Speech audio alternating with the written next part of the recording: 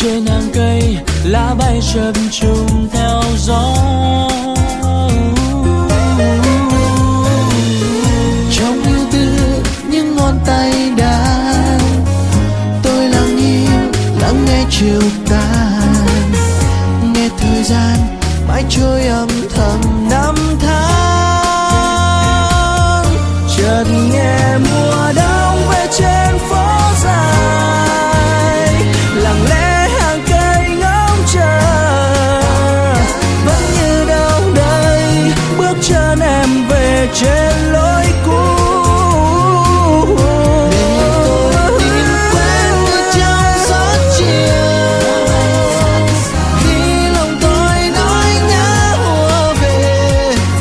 Trong tôi trái tim đơn côi còn mãi Mình có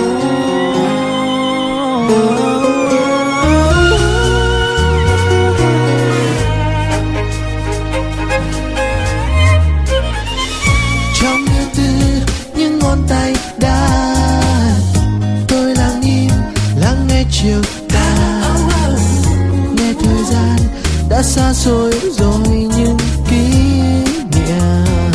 ngày em một hồn từng ký, những yêu thương đã trao cho nhau, những nụ hôn ấm êm hôn nào. Trong chiều mưa bỗng cây ướt nhòa đôi mắt,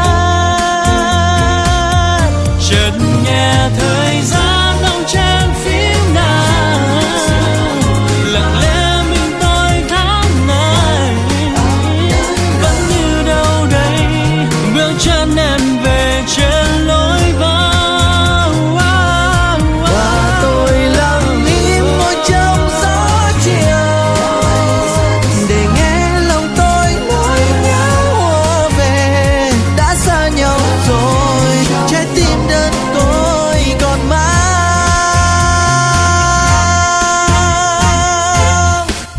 Mình tôi